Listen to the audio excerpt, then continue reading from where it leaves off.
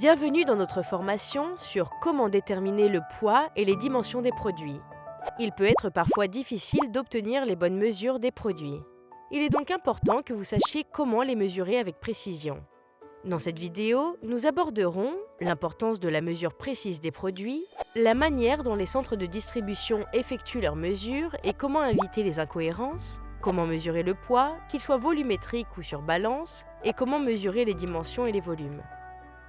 À la fin de cette vidéo, vous devriez savoir comment mesurer le poids d'un produit, mesurer les dimensions d'un produit et éviter les écarts entre vos mesures et celles du centre de distribution.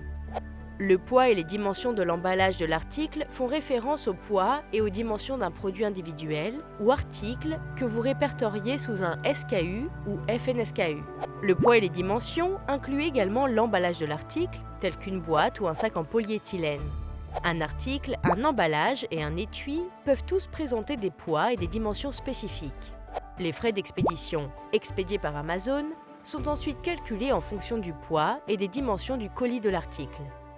Voyons comment Amazon mesure les produits dans ses centres de distribution.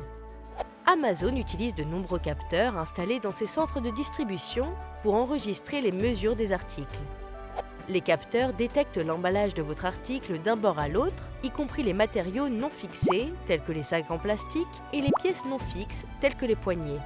La cause la plus fréquente des différences entre les mesures du vendeur et celles du centre de distribution est le type de matériau d'emballage utilisé.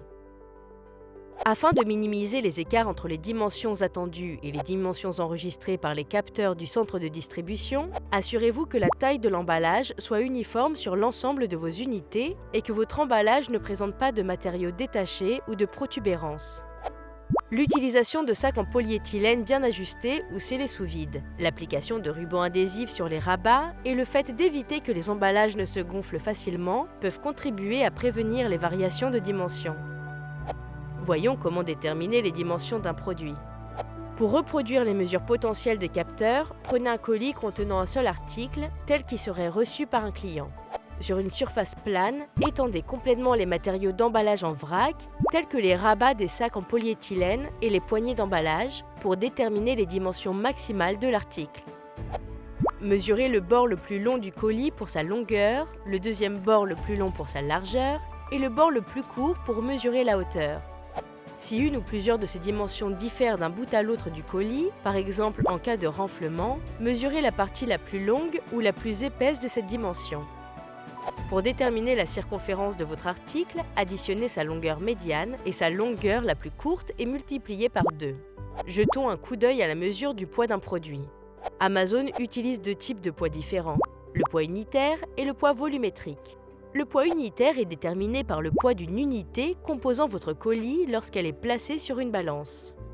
Le poids volumétrique est calculé en fonction des dimensions de l'emballage de votre article. Pour calculer le poids volumétrique en kilogrammes, multipliez la longueur, la largeur et la hauteur totale du colis en centimètres, puis divisez par 5000. Pour toute enveloppe, tout article surdimensionné, et pour tous les articles expédiés dans le cadre du programme « Produits petits et légers expédiés par Amazon », seul le poids unitaire est utilisé dans le calcul des frais. Pour les colis expédiés en dehors du programme « Produits petits et légers expédiés par Amazon », des articles surdimensionnés standards ou des articles surdimensionnés de grande taille, le poids volumétrique peut s'appliquer au calcul des frais. Un petit colis est un article emballé pesant 3,90 kg ou moins, dont le côté le plus long mesure 35 cm ou moins, le côté le plus court 12 cm ou moins et le côté médian 25 cm ou moins. Un colis standard est un article emballé pesant 11,90 kg ou moins et dont le côté le plus long mesure 45 cm ou moins, son côté le plus court mesure 26 cm ou moins et son côté médian 34 cm ou moins. Une petite unité surdimensionnée ou produit surdimensionné petite taille est une unité emballée dont le poids dimensionnel est inférieur à 25,82 kg et le poids unitaire inférieur à 1,76 kg, dont le côté le plus long mesure 61 cm ou moins et dont le côté médian et le côté le plus court mesurent 46 cm ou moins chacun. Une unité surdimensionnée standard ou produit surdimensionné standard est une unité emballée ayant un poids dimensionnel inférieur à 86,4 kg et un poids unitaire inférieur à 29,76 kg, avec son côté le plus long mesurant 120 cm ou moins et son côté le plus court mesurant 60 cm ou moins chacun. Une grande unité surdimensionnée ou produit surdimensionné grande taille est une unité emballée dont le poids dimensionnel est inférieur à 108 kg et le poids unitaire inférieur à 31,5 kg, dont le côté le plus long mesure 120 cm et dont le côté médian et le côté le plus court mesurent 60 cm ou moins chacun.